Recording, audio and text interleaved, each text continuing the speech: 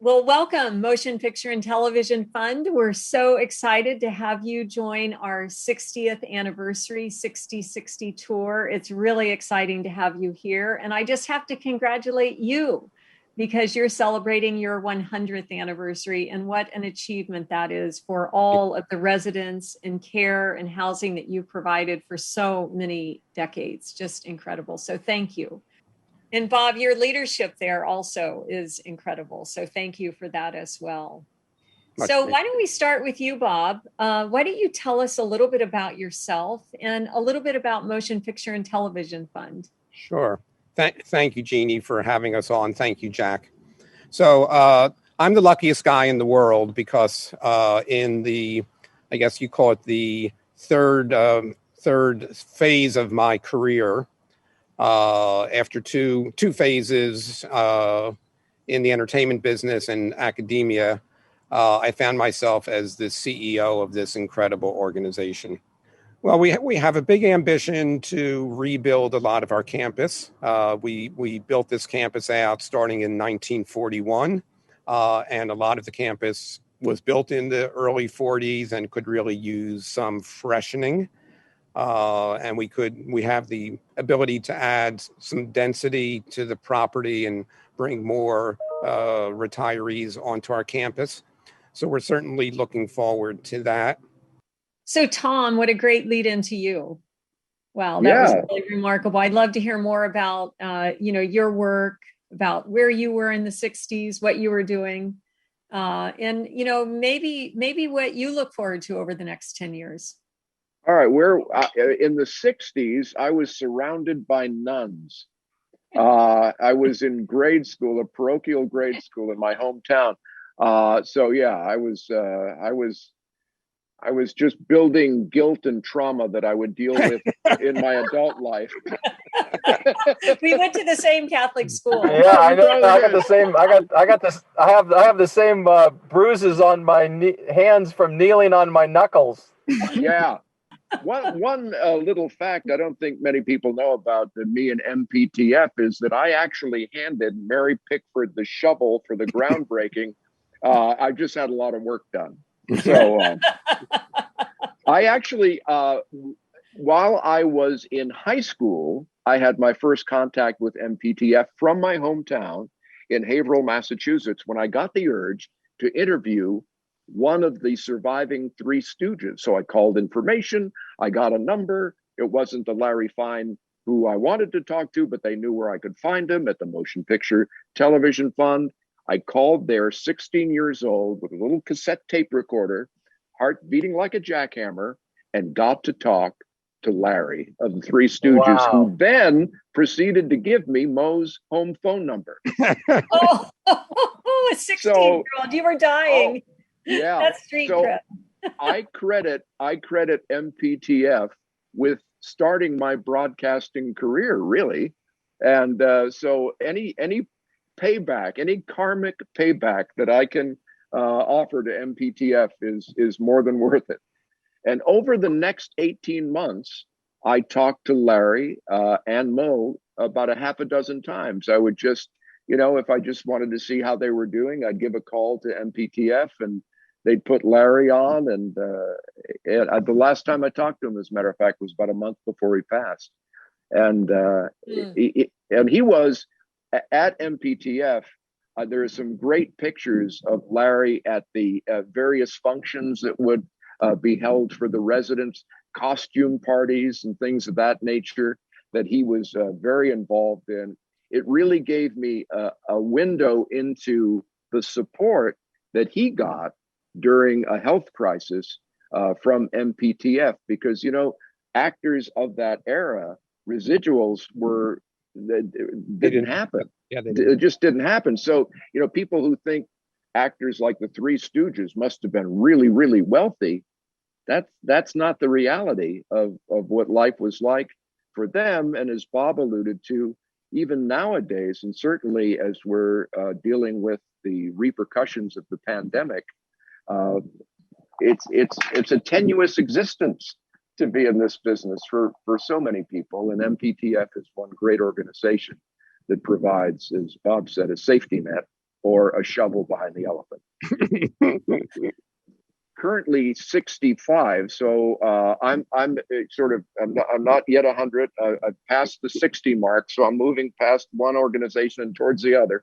I'm looking forward to, hopefully staying healthy and being creative and engaging even more in this kind of, like I said, karmic payback. I had the great benefit of several mentors who really helped me at various stages in my career, and I've always felt that that's an important thing to pay forward myself for people coming up in the business, but also to acknowledge and pay respect to and help where I can those who are veterans in the business, as MPTF, is a wonderful, wonderful place for the people who, as Bob said, made the magic happen. Not always visibly, not always above the title or somebody you'd recognize at the supermarket, but they're the people that make it happen.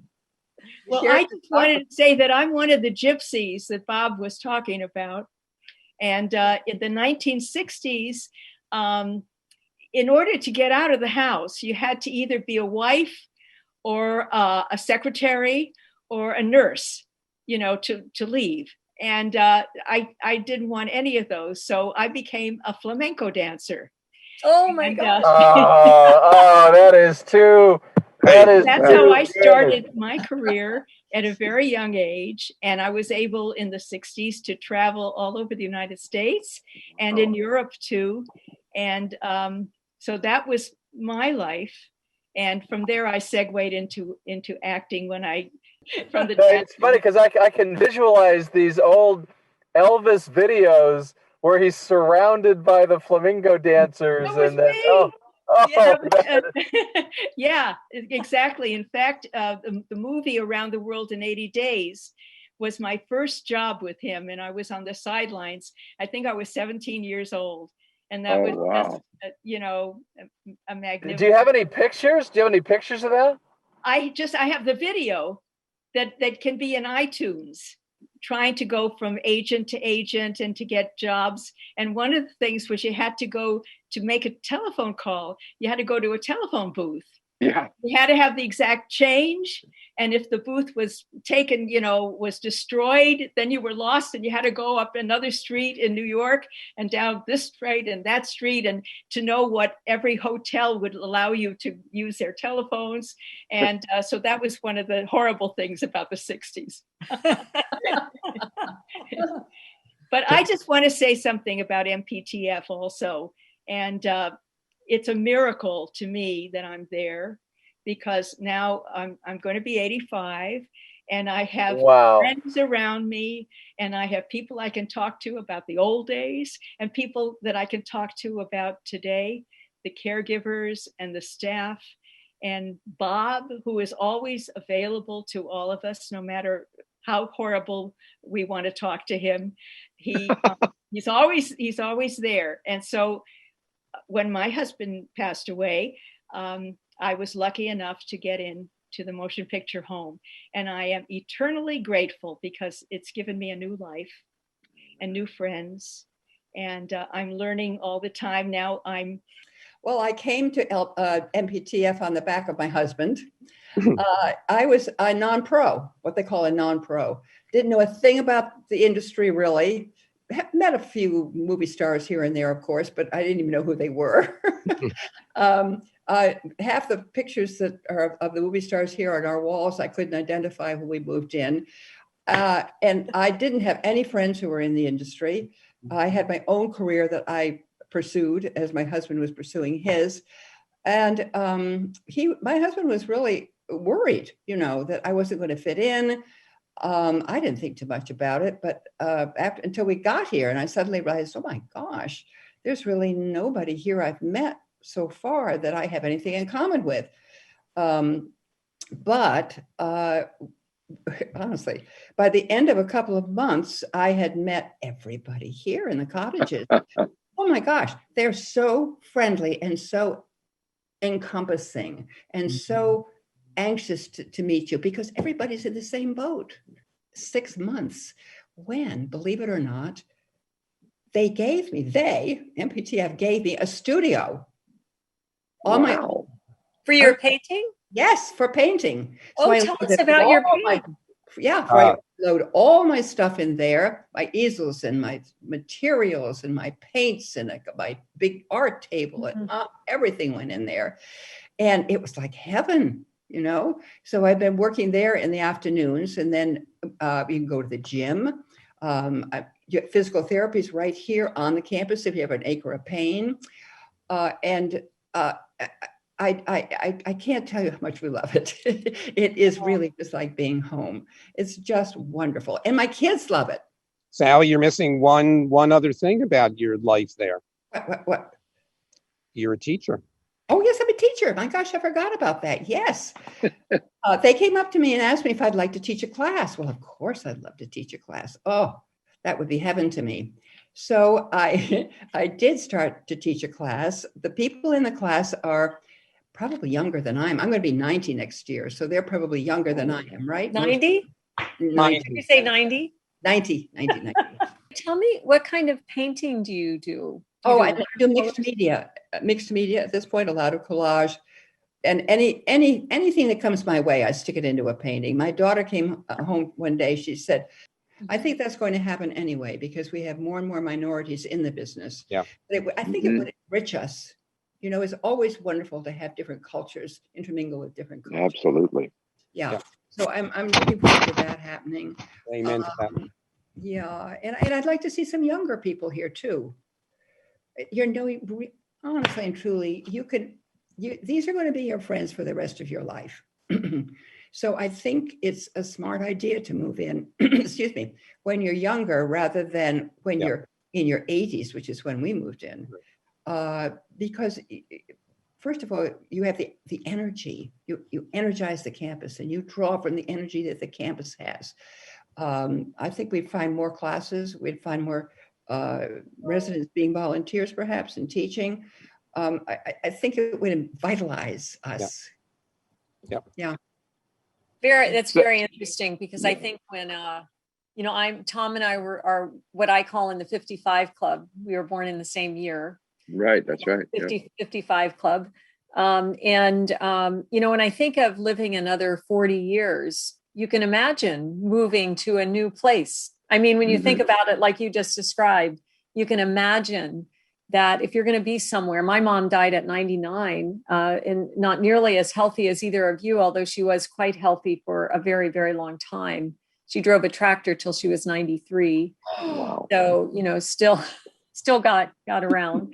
She was in Brooklyn. That was the problem, but that was a problem. Yeah, held up a lot of traffic. You can really think about the concept. Like if I moved to a new town and lived there 35 years, I'd meet a lot of people. I'd get involved in new activities. All the things you're saying. So wonderful, wonderful. Yeah.